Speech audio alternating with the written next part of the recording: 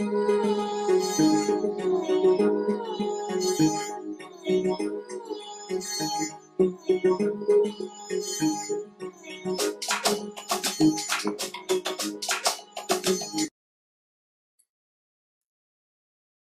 welcome back. Welcome back to yet another episode of the Talkative Footballs podcast. Thank you again for watching. It's been a week. We had a lot of action take place this past match week. A lot of good football took place. But before we get started, I know Zach here has a specific spot he wants to start. So, my guy, take it away. Yeah, hello people. We have a message, maybe an outcry, if you want to call it, from a Tottenham supporter. It goes, our attack is good. Our defense and midfielders need work. We need wingbacks, and we're not spending. We need a stud that is going to change our team's identity. We suck. And I'm honest, we shouldn't be losing the matches we lose. But I'm still hopeful we can win the Champions League. That is the problem with Tottenham. you see, yes. Oh my God. So that is the problem with Tottenham. I'll let you guys take it away. That is the issue with Tottenham. Their fan base. We're going. Yeah, so we can go ahead and start with Spurs since we're here. So, but I just have a question. What exactly do you mean? I don't see anything wrong from that excerpt there. It sounds like a fan who enjoys Tottenham football. I mean, just the fact that they enjoy Tottenham football means they need to get drug tested. But you know, listen, y'all, can be very serious discussion. We can't be laughing and cracking jokes like this. This is the obvious cry for help. That's what I'm saying. We need to put his number out there and give him a call wherever he is and just check and make sure everything is okay at home. Because, okay, he supports Spurs, one, but he wants to get ever since until the last sentence, and that's where he lost me. That's what I'm saying. Yeah. I'm saying even the most sane Spurs fan understands the issue. And there's still that last sentence. Oh, to win the Champions League. When? There's absolutely no chance for them, huh? They're up against AC Milan away. Oh, goodness. Yeah. Yeah. That's why they're hopeful, because they're actually in the knockout. I mean, AC Milan has been showing some cracks, you know? Some cracks, but so is Tottenham.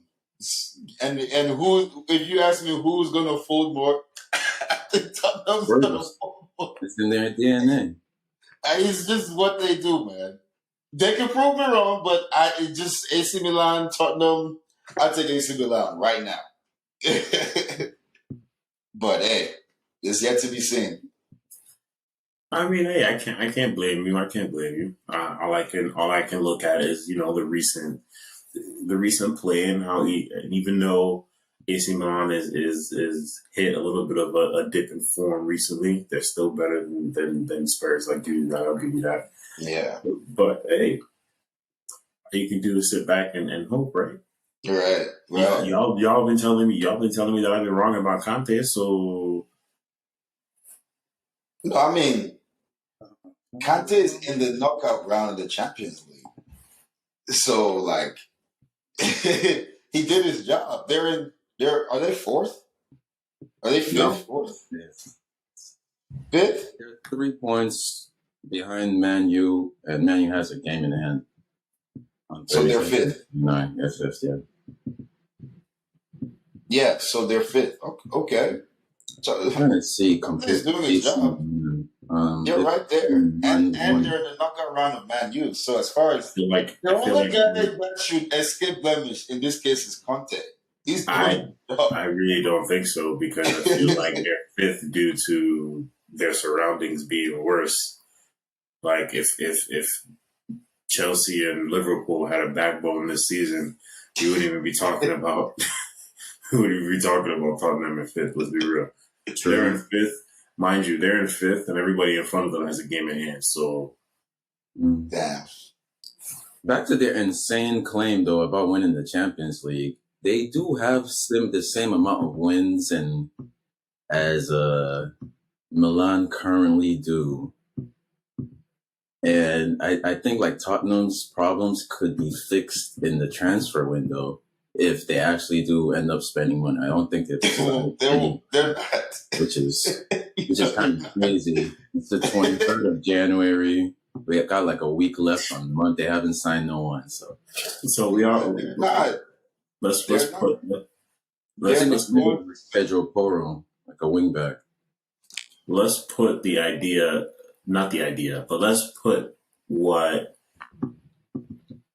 Tottenham has already shown us, which is them being very, very cheap and reluctant to spend on their squad. But let's put that to the side real quick. We know they need work in the transfer market. My question is this: where do they begin? What position do they like? We know they need help with defenders. Wing back. What targets? They got what? Wing. Throw out some names. Conte needs some wingbacks. You know that's his game. He needs some wingbacks. What? Bro. Well, they're not getting Hakimi. Theo Hernandez.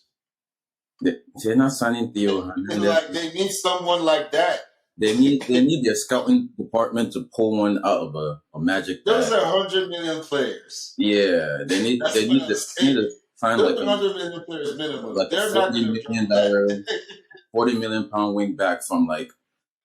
Yeah, You think Theo Hernandez is they need a game changer at wingback. They don't have a single game changer at wingback. Well, they're not going to. You think Theo Hernandez is 100 million though? Guy, I mean, they could, but they're not going to spend that much. They're not. They're not going to spend 100 million on a wingback. You know how much Theo Hernandez is going for? 95 million plus. You know how much Hakimi is going for? 90 million plus. I think we were priced out of Hakimi back then, before he went to PSG. So yeah, they're definitely not getting. When you were trying to buy Hakimi, I just won this. Spending 200 million around that versus Chelsea's spending what we spent 500-600 million. Yeah, just get Hakimi, get Theo Hernandez.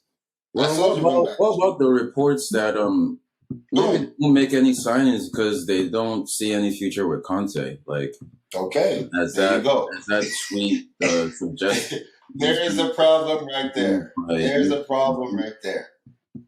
Like, they're not back. They have they really backed Conte? Like, who has Conte signed? Right. That's now this is like what, like the only notable player that Conte has signed in my book that I rated high, even though maybe everybody didn't, is Basuma, because Chelsea just inquired for Basuma yesterday. So that's the only player that they signed. I'm like, okay, that's a player I would have on my team, maybe even start. But that's it. Yeah, and they probably signed him because it was cheap. 35 million to be exact. Yeah. Did he sign Kulusevski?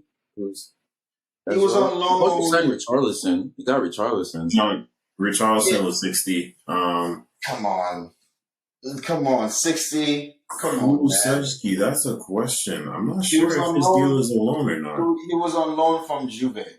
Oh, okay. I think they signed him officially, right? I think so. He was originally on loan from Juve. And I think they must have made that permanent.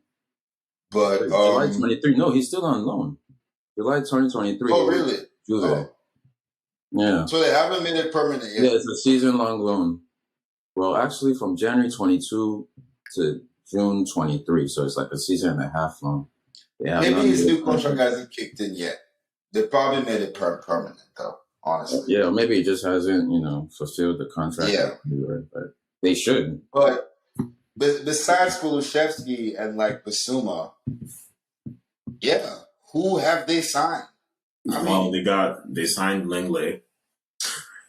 from Barcelona, which hasn't worked out. I knew it wouldn't work out. It's not a surprise. What do you mean, which hasn't worked out? It's a surprising.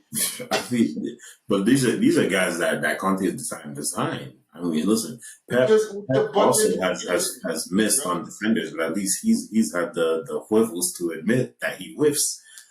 No, with the budget he's given, they're not going to spend $100 million on any player like Chelsea is willing to. Like this was a free transfer. Like Man City was willing to spend on Harry Kane. For Christ's sakes, they're not going to do that. That's what I'm saying. Sadly. That's the whole thing. That's why Conte should have never taken that job in the first place. Yeah. Mourinho should have never went to Spurs. AVB should have never went to Tottenham. Man's talking about Tuchel. No. Million players. Either you need to be like Arsenal and have a crazy scouting athletic department. I mean, before that, Arsenal actually has a transfer. I'm saying, like, Spurs don't have that surprisingly as cheap as they are. Like, are they so cheap that they can't even set or that? Or buy a lot of players. They can't buy. They don't. Yeah, they don't want to spend. That's what I think part of Spurs being cheap is that they don't have a good director of football managing the situation. Well, the thing is, they're involved in every single step. Daniel Levy. I've only heard of Daniel Levy. Yeah. Who Daniel Levy is like a part owner. Well, but didn't you hear? I heard some rumblings that PSG are looking to invest in Spurs and buy a chunk of the club. If that happens, because they already got a new stadium, they spent a lot of money on the new stadium. So what are you saying? PSG owners would invest in Spurs? To become an owner as well? Yeah, part owner or full owner club. It's failing, and any little the value is definitely going lower, or it's already low. If Chelsea was worth 3.5, 4 or 5 billion, Spurs probably 2. Chelsea's the second most, which was worth club in the world behind his club. So we are. We're different. All right. Oh, speaking of buying clubs, England's richest man bids €6 billion for Man United. Oh yeah, that's right. Liverpool is also for sale too, so there's a lot of things could happen this summer. Yeah, a lot of things could change. All I have to say about that is the football world doesn't want to see Liverpool with a Saudi Arabian owner. That's all I have to say. If Liverpool gets oil money, because let's be honest, the one thing that has held back Liverpool is their transfer strategy and it being the best bang for your buck. Liverpool has never been one to go out and spend major dollars without a solid plan behind it. Yeah, let's spend on Darwin Núñez. Yeah, I would beg to differ. I mean, but Darwin Núñez has been the most recent. When I said I would not drop more than 60 million on him. On who? Yeah, Darwin Núñez. Exactly. Yeah, that's the only one though. Every other purchase they've made has been fairly reasonable, I might add. Van Dijk was how much? 90 million plus. Which is a bargain for somebody like Van Dijk at the time. Right? No, you're because he paid off. So you're right. But Darwin Núñez, 100 million. Liverpool do spend every now and then. It's just it's not frequent. They spend sparingly. Yeah, let me on a player that they really have honed in on. Yeah, they'll spend sparingly. Even when they actually spent 75 million for Van Dijk. Oh, so and only 67 million for Alisson. Is that with add-ons though? Because it's been a while since signing. They won the Champions League, Premier League. That's definitely gone up since then. Yes, that's what the add-ons, bro. 75 million in total was the total deal. Oh yeah, I guess they're smart spenders, but it's like Klopp said, like They're everybody smart else is spenders, but they spending. still spend. Like, don't Liverpool tell me has they to don't spend. spend to keep up. They go out and they get those guys. Like, even like when they got actually Salah was a huge bargain, but they kind of overpaid for Mane, given what he had done because Mane was kind of unproven. No, Southampton. really, no. At the time, Okay. listen to Okay. me. At the time, Okay. Mane was kind of like raw, unproven, and they spent like 25 million on him. So, but hey, I didn't know he was going to be Sadio Mane. They spent 31 million pounds on him, and then they sold him for $33 million. So around the same amount. So that was a pretty nice signing for that. They're really smart. They're really smart in the window. But like Klopp said, if they don't stop being cheap and start spending like Chelsea and Man City, I think Man City just signed like some midfielder from like Argentina like today. You know, another holding midfielder. We're just planning for some future departures because Bernardo has been talking, saying, he kind of wants a different challenge. I respect it. The guy has done a lot for the club. He wants to make another transfer to Barcelona. It costs like 75 mil. Watch. Hey man, that's fine. That's fine. We're not going to price him out of a move. He's earned himself a move, and for 75 million, consider what we spent on Bernardo. Hey, listen, man, that's like what 13 million or 15 million in profit. I'm not mad at it. I mean, even everybody is spending. Like Chelsea definitely spends most, but you saw we fleeced Barcelona for Ferran Torres. I'm not mad at it. Y'all stole Barcelona's money, though. Y'all took Barcelona's money. You took all their money, and then they have to sell their club to fix it the next season. now they're not even worth $1 billion. Barcelona, a whole Barcelona is 8th. They're 8th in the most prized soccer franchises. Football. Are they 8th right now for real? They're 8th. They're not even worth $1 billion. It's sad. You're talking about worth. I thought you were talking about their position in La Liga. No, worth. They probably spend more on the Champions window than they're worth. No, but that's what Barcelona is. I mean, they don't really have. They don't really have the time to wait for their academy players, the homegrown guys, to really grow into, or their young signings to really grow in. They have to make a bunch of win now moves because Real Madrid's not going anywhere. Recently, a Barcelona fan hit me up and he told me, Shex, you might know this Barcelona fan. He hit me up and he told me, I don't want to hear anything about Chelsea versus Barcelona spending. You know what I said? I said, you wish your club could spend like we do. Y'all selling off assets to keep players. Like, what was it? It was because we signed Felix, then Atletico could get the pie from them, which doing them a favor too. So they want us to spend money. Like it always benefits them at the end of the day. Exactly. So we're not the same. You sell portions of your club to keep players. To register them. To register them. We buying players for more than your club is worth. We're not the same. A quick shout out to the certain Barcelona fan and the certain Tottenham fan. You guys are welcome on the podcast. Please come and defend yourself. Because they're going to keep trading y'all a new one single time. They won't. I can just tell you right now. Spooked. Barca fan, Tottenham fan, even Man U fan. There's like 2-3 of them. The Man U fan. We need some Man U fans on here. They will not. No. The Man U fan. They just lost this weekend. All right.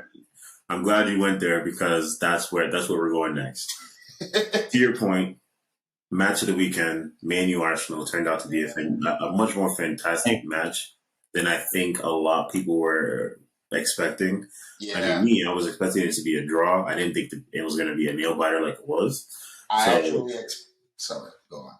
no, I mean, if you take your I cue, actually man. expected it to be exciting because, like, before the game started, I tuned in because I knew Man U versus Arsenal is always exciting. I mean, Hmm.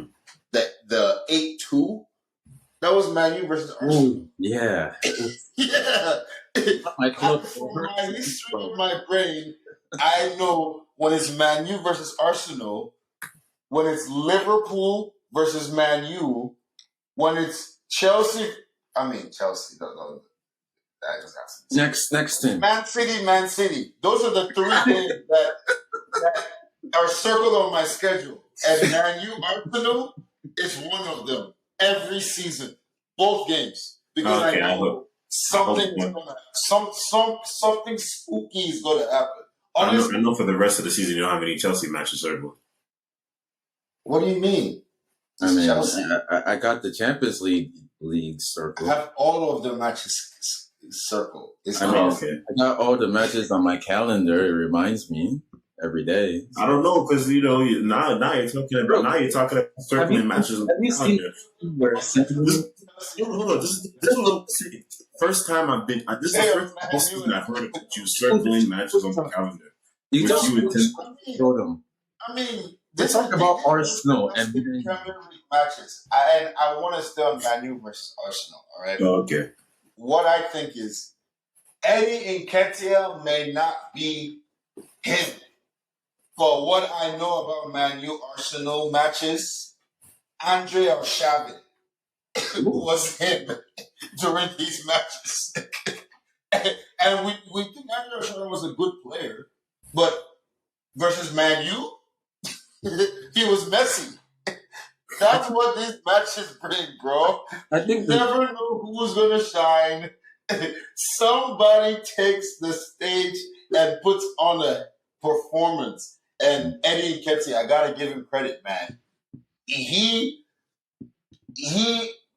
played his within himself, but he didn't allow whatever was going on in the game to disrupt him from playing himself for 90 minutes.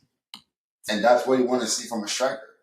So that was my takeaway. I think Eddie Nketiah is a different kind of striker than Jesus. Jesus, he likes to drop and be involved in the play, mainly in the build-up.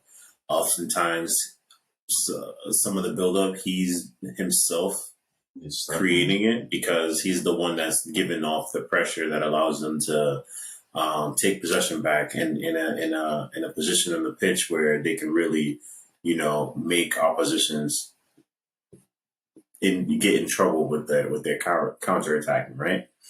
Where Nketiah differs is he stays up. He also has the work rate in the sense that he also draws back. He also pressures and causes opposition to lose possession in attractive areas on the pitch.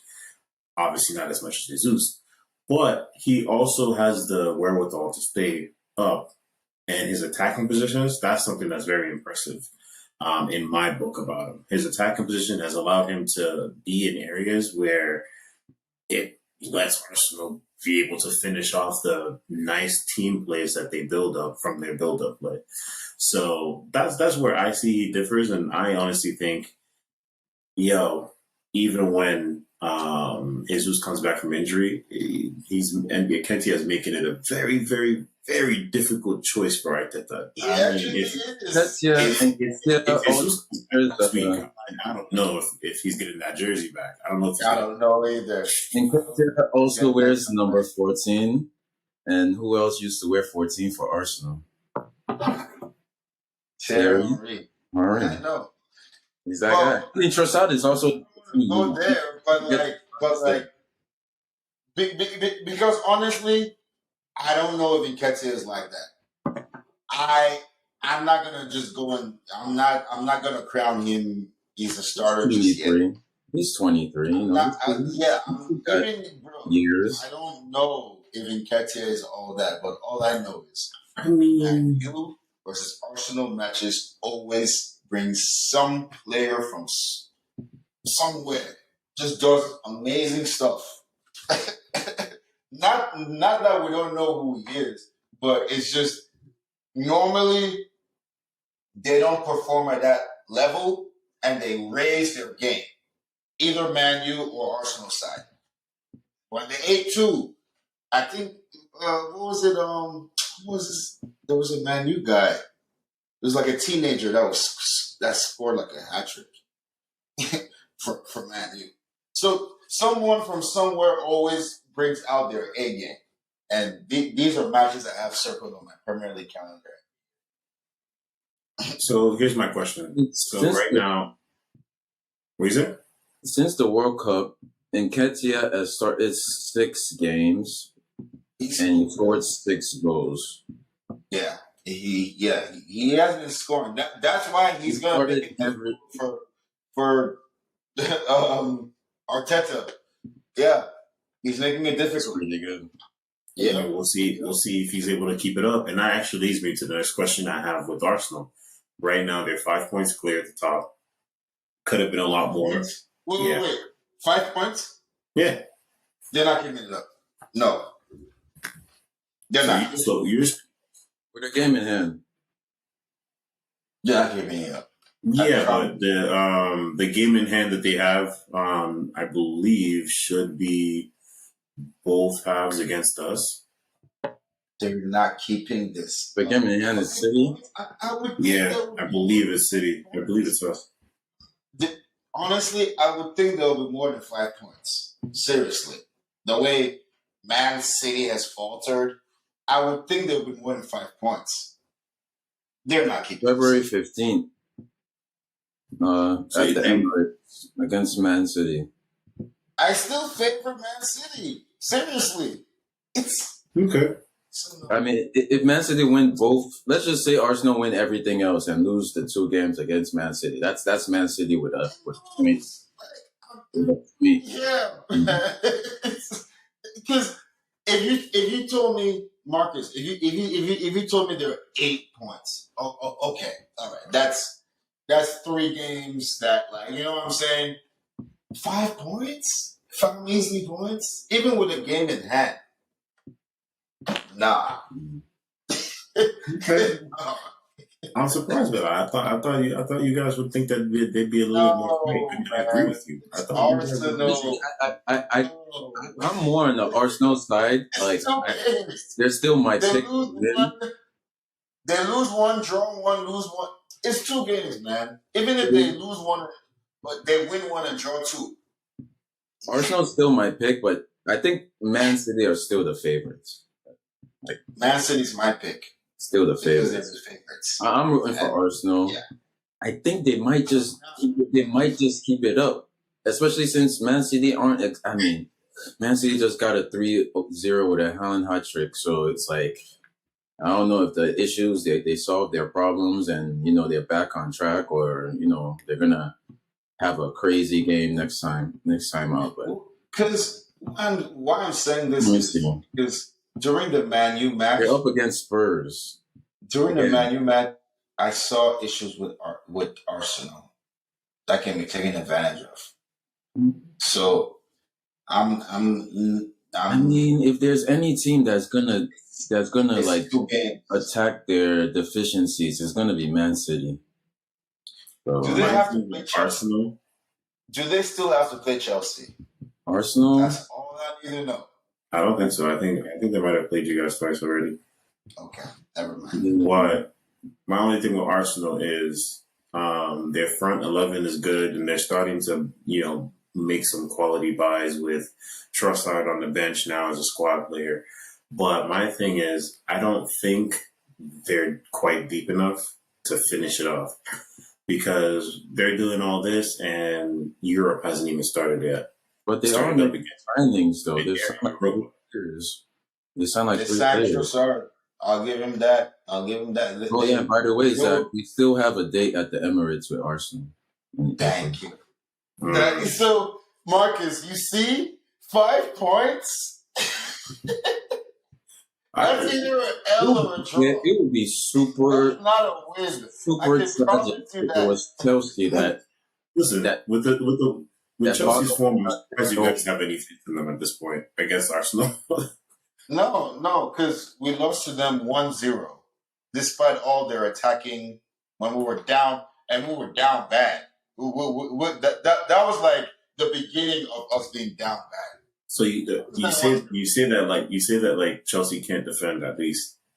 You say that like it's not difficult to give Chelsea a real beatdown of But and pull everything you said, But like everything is though. you said is like Chelsea can't like pull out and That's done that all season. and beat a good That's team. Brian, and that's Brian going up against our former coach. It's hard to give us. Yeah, we might lose, but we're not gonna just get beaten down. We've gotten beaten down once by Brian. That's what I'm saying. Team. That's what I'm saying. That's my point exactly. So I don't Give think it, man. I don't think Give we it, should man. measure Steady. like that Give it, based beat on us down. They have to chisel us down slowly. That's what I'm saying, bro. So that game against Arsenal, That's a late season game, and like we got some crazy signings coming in. We're not done yet. Some boys back. We got Conte back in training, Reese and Chilwell back in training. Like and then we have to you said Reese is back. Yeah, Reese is in training. Reese and Chilwell. Reese, Conte, and Chilwell are back in training. Yes, that's crazy. So yeah, it's like don't count us out yet, man. Don't count us out yet, man. You see, Martin is looking like a young Hazard out there against Liverpool. It's scary. Yeah, Mudryk. Yeah, for Reese, hasn't he injured the same knee twice in one season? For us to transition to Chelsea already, we're done talking about Man U versus Arsenal, right? I mean, we spoke about the Arsenal side. I guess I just have one question for Man U. Is there is there a title challenge over? Did it really only last 4 days? Did it really only last up until they played Arsenal, or do they still have a leg in this race? The title challenge is over to me, man. Arsenal has no chance. That's just what I think. Oh, this is Man U, not Arsenal. That's Man U. Man U has zero chance to win the title. Oh wow! Damn. I'd like to meet whoever said they had. Man City it's yours to lose. That's what I'm telling you. That's crazy. That last broadcast. Seriously. Ours to lose, and we're in second place. 5 points. 5 points. Because you have 2 games. You have a 6-pointer against them. Marcus, you telling me Pep can muzzle up two little measly wins? Listen, I'm not doing what That's what I'm saying. I'm going to trust Pep Guardiola over Mikel Arteta.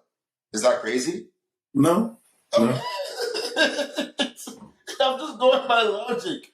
Literally, I am logically thinking. I've thought about this all kinds of ways. Y'all said, I thought they were up by 8 points. Stupid me. I didn't look at the Premier League table. I didn't look at the points. They're only up by 5? Oh, no way. Yo, I believe ourselves because Liverpool had this same a couple of years back. Liverpool had this same gap, and they still lost by 1 point. I believe ourselves. I believe ourselves. That's why Arsenal's not getting the respect that they deserve. Yeah. Arsenal, you have my respect, but Man City definitely have the title winning. They know how to bring it home at the end of the year, so it's definitely a value. Man City. I know Arsenal are going to lose 3 more games before the season is done. They're going to lose 3 games. I don't feel like Man City will lose 3 games. I'll be tight if we lose. So they have already lost 3. Arsenal. No, like you said, 3 more games for the rest of the season. The rest from now until the rest of the season, Arsenal will lose 3 games. I don't think Man City even loses 1 game. So, what does that tell you? They're only 5 points behind. Hey, Man City got this. Just win out. You can do that. Yeah. Yeah. So, on that note, that brings us to what was supposed to be the second Class question. Okay, what's your question? Okay. What does your prediction change if Arsenal beat City on the 15th? Arsenal beat City. It would have to. I think Yeah. if they beat us, if they beat us Right. in any of the two fixtures we have left, I don't think we have a clear shot to snatch the title. Yeah. Because it's no longer like they have to win out. City, no, I literally just said I trust City to win out. But let's just say Arsenal do win that game. I don't even think City is going to tie that game. You know why? Because even when the game is tied, Arsenal's going to set out to win, and that's when City will strike. That's just me. That's just what I think is going to happen. A draw also does benefit Arsenal. Like Man City are the ones who it's on them to win it. No, I think so. Them I think so. I think it's on Arsenal. A draw. It's on Arsenal, man. No. It's on. You getting told me a lot. That man, you getting told me so much. Everything I wanted to know. You're trusting in Ketia, an unproven player, to win you that game. Okay. Is this gonna be back by then? Let's see what's going on. Hey, Ketia is the second coming of Ian Wright. Jesus isn't back until mid-March. That's who they compared Nketiah to. Because apparently Ian Wright was a player much like Nketiah, who he didn't really get a lot of touches, but every touch he got, he's just efficient. Finished it off in a goal. He's a finisher. So let's see if Freddie Nketiah can be Ian Wright for the rest of the season. Hey man, there's a little unknown talent called Leandro Trossard that's also there to help out until Jesus is back. So don't forget about him. Leandro Trossard scoring more than 2 goals. I mean, especially if Nketiah is starting every game. If they keep giving Trossard 8 minutes off the bench, yeah, but. Yeah. It was his first match on the bench. I'm not concerned about his playing time, but he's definitely going to score more than 2 goals. So I think Trossard is going to end up being a great. No, not going to be a starter. No. He's going to score more than 2 goals. Starter more than 2 goals. If their plan isn't to Trossard can't bench Nketiah, then how effective can he be in that team? Nketiah is the center. Just got back. Arsenal took a bad L when they missed out on Madrid. But here's the thing. How? You have Saka and Martinelli in the team. You don't want a guy who's going to come in and be a starter because the squad as it is right now is really good. He play false 9, and he'll be more of a 9 than a false 9. They were going to play Martinelli as a shooter. That's why they wanted you could play him just like how they were playing Jesus, but he's more of a. You don't need that because Nketiah is playing well. Well, Nketiah can't play every game. Yeah. For the most part, he's going to play every game right now. There's going to be a game where he's not playing well, and they want to try something different. Modric would have done that. Trossard will be, I don't know. I don't think it's that much different. He'll be there, He'll. Let me say this. He will not score more goals than he assists. That's what Trossard does best.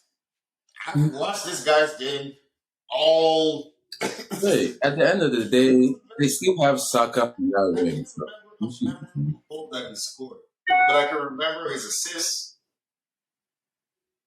I mean, that's fine. He's still going to be creating goals. That's what you got him there to do. That's what Trossard is. He's a creator. Yeah, he'll chip in with 2 or 3 goals. If he's coming off the bench, if you told me he was going to start, okay, maybe I can see him getting, 7, 8 goals. He's not gonna start.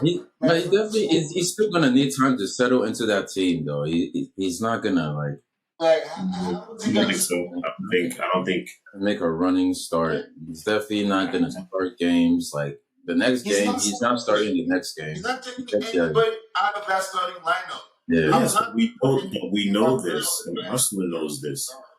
I'm not Yeah. putting Saka on the bench for Trossard. Yes, we Not know putting this. Nketiah or Jesus on the bench for Trossard. Yes, but we know this, and Arsenal knows this. Okay, that's why they bought him to be a squad player. He's there. Yeah, so he's not gonna he's not gonna score more than like 2 goals. Seriously, He's gonna score more than 2 goals, bro. Come on. Yes, he's gonna score more than 2 goals. fair enough. If Arsenal only saw 2 goals in Trossard, that's not squad player. That's not good enough to be a squad player. I'm sorry. But he's Only not, 2 goals? No. he's not a starter. He's a bench player. And so we as a squad player, for a club like Arsenal, as a squad player, you have more than 2 goals in you. Well, he has more than 2 goals. if we count What I'm assists, telling you too, maybe he has 5.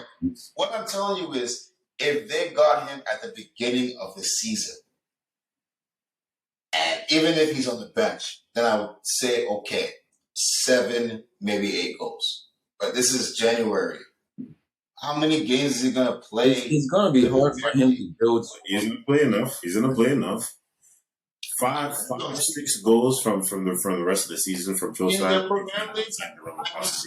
If you're going to say 5 or 6 goals in all competitions, okay, all right.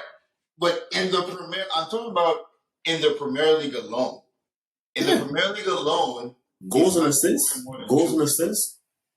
5 or 6 altogether in the Premier League. Yep, I don't think that's all. Just for Arsenal.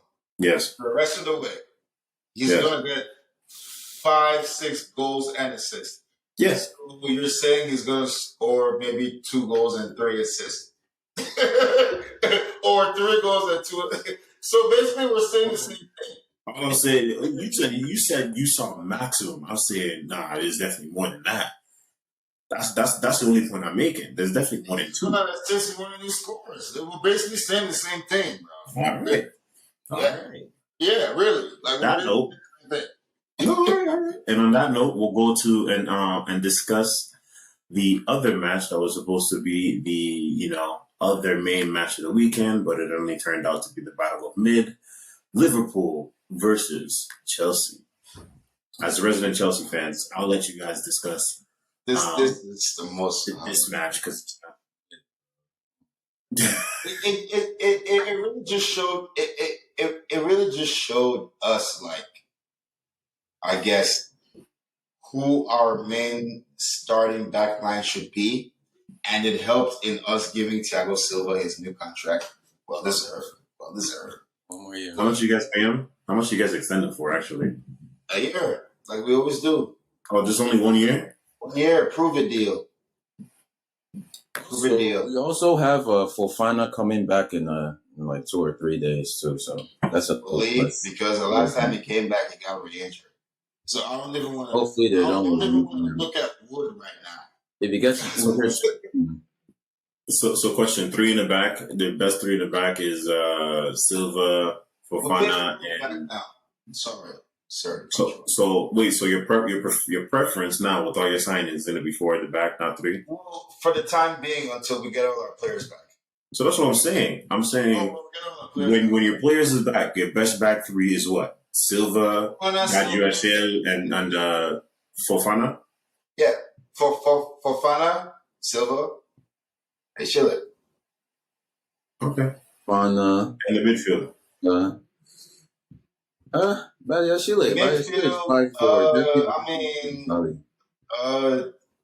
I do not think Kovacic is healthy. I just don't. Yeah, No, but we're just talking about when your full squad is back healthy. You just gave me your ideal back 3. Give me your midfield. And Conte. easy. I'm sorry, I don't see Conte as a Chelsea squad, as a Chelsea player anymore, man. You said when all our players are fit, Conte is a Chelsea player. I understand. No, I understand. I'm just saying, I don't think by the time he's healthy, I don't think he'll be a Chelsea player anymore. Who's going to take his position? We gave him a new contract. That's what Yeah, we're negotiating. Oh, you extended him?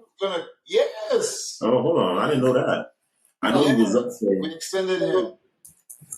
Did we extend him? I don't think we. That's what I'm saying. I knew he was up for contract extension. In the process of it. But we're working towards it. Yeah, that's what we're doing. We're working towards it. He hasn't gotten. He's not going anywhere, man. But yeah, he's back in training as we speak. He's not going anywhere. He's back in training, so Marcus is already talking about Conte is not going to. Where is he going? I'm not saying he's not. I'm saying I didn't think. We got James and we got Chilwell on the side of Conte. Exactly. Conte, Kovacic, Reese, Chilwell. If anything, if you want to save future, we can put Enzo and Conte or Enzo and Kovacic because apparently Enzo's going to still be available. No, I don't want Enzo, man. I don't because the thing with Enzo is we're going to have to overpay for him. And the thing is, even if he already do that every signing, though. I was just about to say that. Honestly, with this verdict deal, as a Chelsea fan, you cannot expect to pay anything at market value ever again. We just just signs the contract. He doesn't look at the numbers. I don't even think he signs them. He just like stamps the contract because his hand is like fucked up from like signing. Bro, the guy, no, Bowley definitely has. Yeah, he definitely has a dartboard in his office with price numbers attached.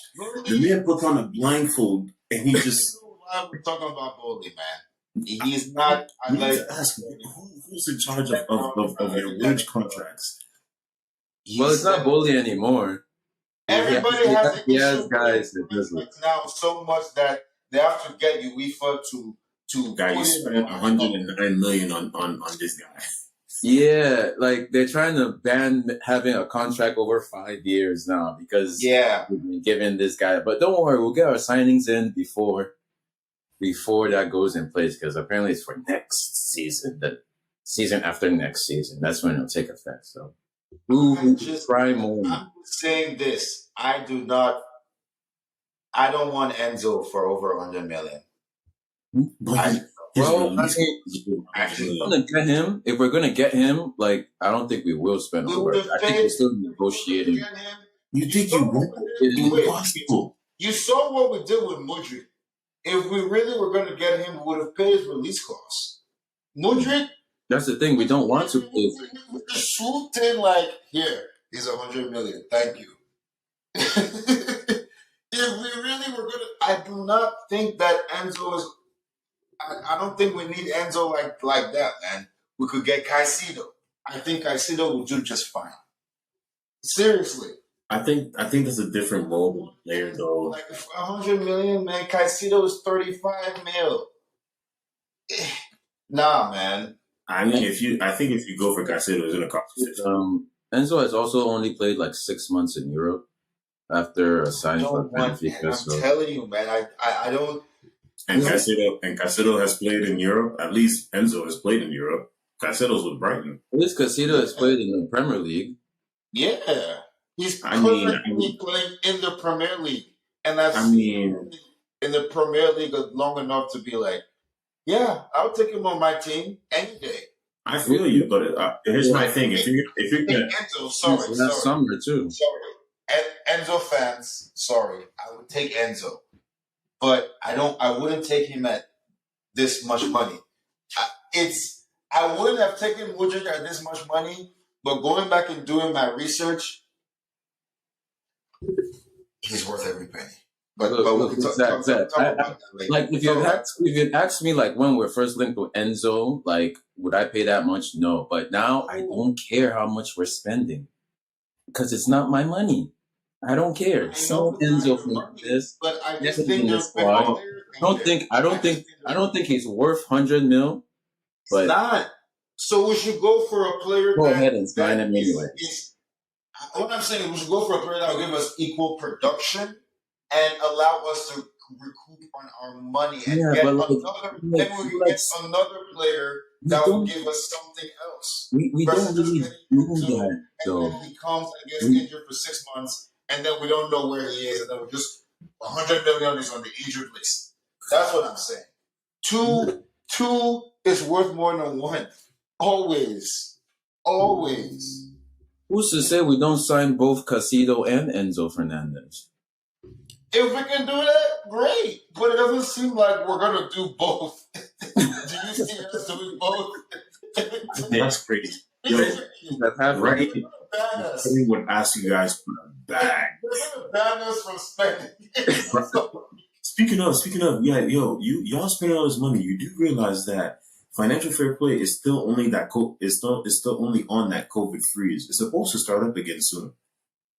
Yeah, Well, but sure. that's why we're Chelsea spending accountants know what they're doing. I Chelsea, mean, you're still gonna have to balance your books, even if you're spending it now. You're still gonna have to balance your books. You guys have not sold anybody. You've only just been accepting people in. You haven't sold anyone. what's the worst FFP could possibly do to Chelsea? Okay, Juventus just lost 15 points. They just went in and flashed 15 points off those guys. Because they faked their numbers and made it seem like they made more. Is that not part of FFP? They were cooking the books because they get to pass FFP. I don't even think that's like. Is it FFP that brought the ruling, or was it the Italian league? No, it was part of the ruling. The Italian league took it upon themselves to give them the punishment.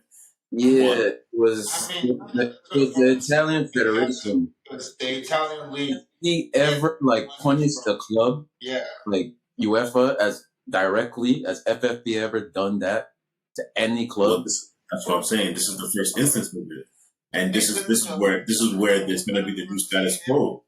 They're going to be came in and we couldn't sign any players. Yeah, but that was I don't even remember what that was. I think it was like they were under. That was because of Abramovich. Contracts before it was legal to give them contracts or something like that. We did something that was against. It wasn't that we spent too much money. It was. Let me see what it is.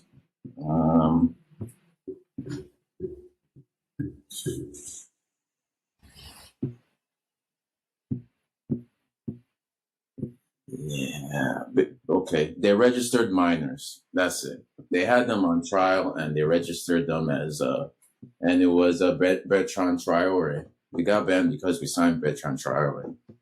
So see, look at you. So look, that wasn't even anything about spending. It was just signing underage players. Now, the way FFP is gonna have you, if you guys don't sell anybody with all the spending you made, mind you, you guys spent $300 million coming into the season. Now we're in January. You spent another 100 and I believe over 150. So that brings your total spending on the year over 450 million. Over 500. We'll be good. I have no doubt that FFP is gonna investigate us, and we're gonna be under investigation as it is. They already, bro. The worst possible thing that could happen to Chelsea already happened when they forced Roman to sell our club. Yeah. Nothing worse could possibly happen to Chelsea. It's all fun and games until you deduct points. Even if FFA bans us, we got Cobham cooking. Exactly. What are they gonna do? Give us another transfer ban after we already spent 500 mil? We just signed Champions League, so. I just want you guys to remember this episode.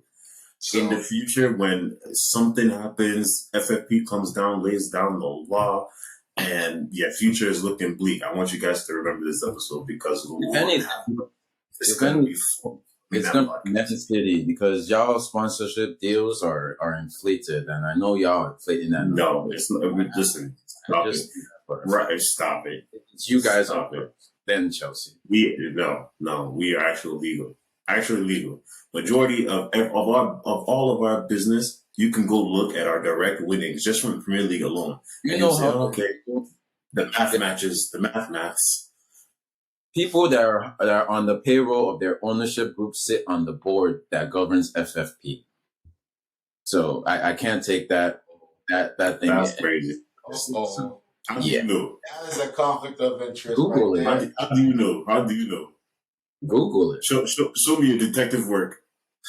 Man, we got 5 minutes left. Let's not waste it on. So you want to throw out baseless accusations and then use lack of time as your defense. Okay. Well, the Man City fan will claim that I'm spreading misinformation, but of course it's misinformation. Will come out. Listen, you're a resident Chelsea fan. You're following Zach's footsteps from last week. Zach was talking all this jazz about how Haaland pulled up with the hat trick. Said, "Shut up." I don't believe those guys are ever innocent. Yeah, those guys are guilty, man. Listen, FFP didn't catch them. Listen. They didn't think we were innocent either. Then we went and beat them in the court of arbitration for sport. We went and beat them in that court of arbitration. Guilty, and then you appealed and a couple $1 million from the table, and they swept it away. But it's okay. I mean, who wins is ever innocent? No one. Yeah. Nobody's innocent. Like Kingpin said, speak for yourself. Those by the name of Manchester City are innocent. Especially not Man City and United Arab Emirates. Listen, you're talking about this because your two ops are way ahead of you up the table. We're looking down at you, bro. We need an anchor to bring ourselves down to your level.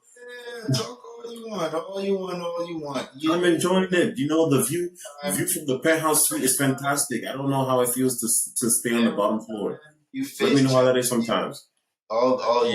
You're talking all this jazz, but you have like Arsenal and Epic Cup. You have Spurs at Spursy Town, like, and then you have I'm not concerned.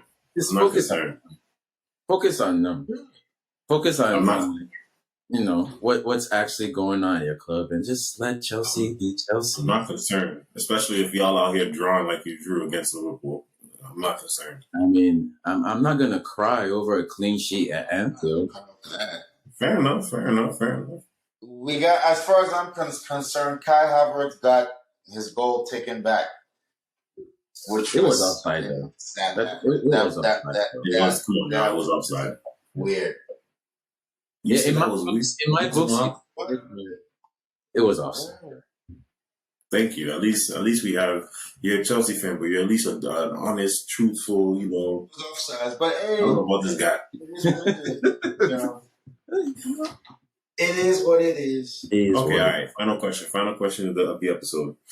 So, if you're in this other group chat, Shags, you're in, you would have noticed that I said a statement to our other Liverpool fan that Liverpool might be worse off than Chelsea and Tottenham altogether.